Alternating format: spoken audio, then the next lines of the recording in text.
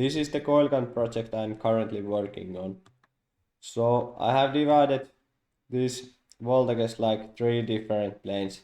So here is this 60 volts, and then here is this low voltage side, and then I have this MOSFET plane here.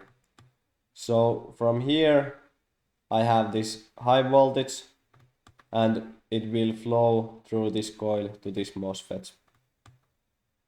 And for this MOSFET I chose this what I found from this Mauser. So they are rated almost like 100 volts, and then they are only 4.2 milliohms this resistance. And from datasheet I looked that they should be able to handle almost 400 amps pulsed current, so it should be enough for this application now. And then I have this picture here. So basically here is this high voltage, so and it's here, and after this microchip, so this is gate driver for this MOSFET, and this gate driver is rated to handle up to like 6 amps of current, so it is used to make this MOSFET turn on and turn off faster. So after this microchip gives this signal for this MOSFET from here, all this current starts to flow through this coil, and it goes from here, and this plane is connected together, so it goes also here. And from here it is going from this like what is here there, and this is ground, this one, and this one is ground.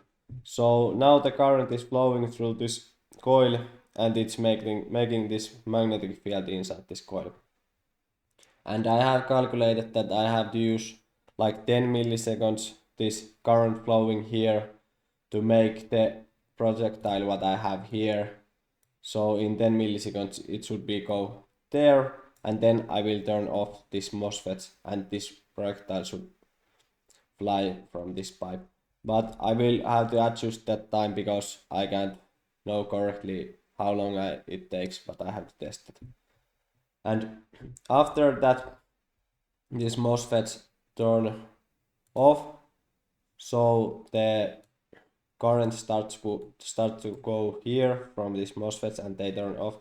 So all this energy which was stored inside this inductor, because there was flowing this current and there is now energy inside this inductor, so it starts to raise this voltage on this plane because there is current flowing here and the current can't go anywhere, so voltage will go up.